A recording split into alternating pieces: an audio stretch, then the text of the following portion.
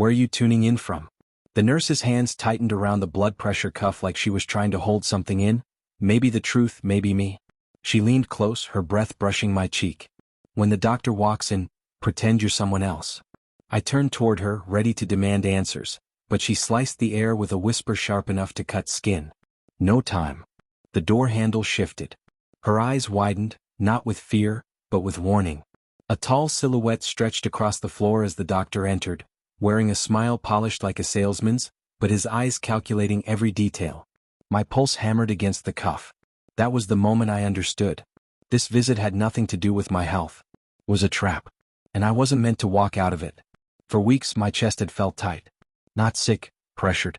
Like someone pressing their thumb over my ribs every night. I blamed work, stress, exhaustion.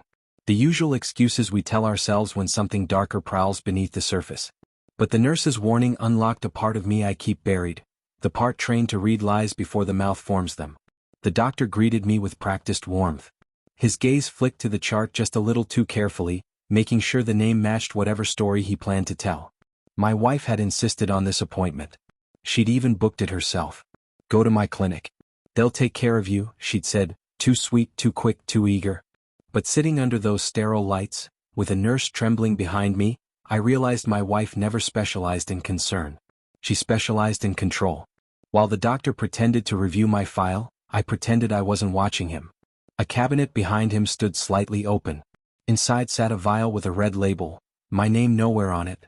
He asked questions in a tone halfway between boredom and a threat. Any fainting? Any recent episodes? Anyone else who handles your medication? That last one almost made me laugh. He already knew. When he stepped out to prepare the next procedure, I moved calmly, deliberately. No shaking. No panic. I slipped my phone into my hand and opened the hidden cloud drive, one my wife didn't know I monitored. I wanted the truth. The first file was a photo. Her and the doctor, too close. His hand on her waist. Her smile tight like she was holding back a confession. The next file made my chest go cold. An invoice. Not medical. Serum A41 adjustment dosage. Her card. His signature. Something clicked inside me. Not pain. Clarity. I dug deeper, deleted messages, voice notes, transcripts. One voice memo stuck out.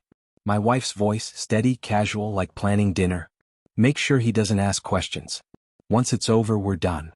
By the time the doctor re-entered, I had already chosen the version of myself he would meet. The quiet one. The agreeable one. The one who looks harmless until he isn't. He carried a tray. A syringe glimmered on top, filled with too much, too dark, too fast to be harmless. Standard procedure, he said. Standard lies. I let him talk. Let him believe he was in control. And then, without a word, I placed my phone on the counter and hit play. My wife's voice poured into the room like toxic fumes. His mask slipped. First a crack. Then the entire facade caved in. He reached for the syringe, not to inject me but to hide it. I caught his wrist gently. You misjudged the man you were planning to bury. No threats. No shouting. Just quiet finality. I opened the door and motioned for the nurse to leave. She fled instantly. Then I locked it. Sit. He obeyed. I handed him my phone. Call her. Speaker. He swallowed, dialed, praying she wouldn't answer. She did. Too quickly. Is it done? She asked, voice dripping with anticipation. He froze. I nodded. And, not yet, he stammered. Why? She snapped. I stepped forward, letting my voice cut through the line. Because I'm still breathing. Silence. Then the call dropped. He let the phone fall like it scalded him. I leaned forward so he could see exactly who he had been dealing with. You're going to tell me everything. Every payment. Every plan. Every detail. And he did. Not because I forced him, but because he saw a man who had shed every illusion and every limit. I walked out of the clinic without looking back.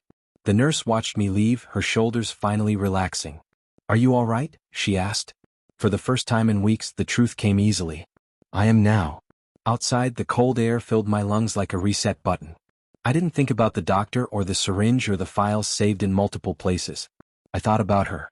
The woman who once vowed to protect me, and then tried to end me. But anger? Even heartbreak. None of it remained. Detachment is cleaner than rage. Sharper than vengeance. More effective than violence.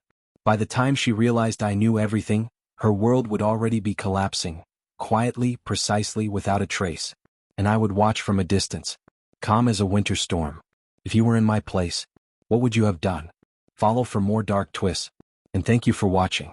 Don't forget to like, share, and comment.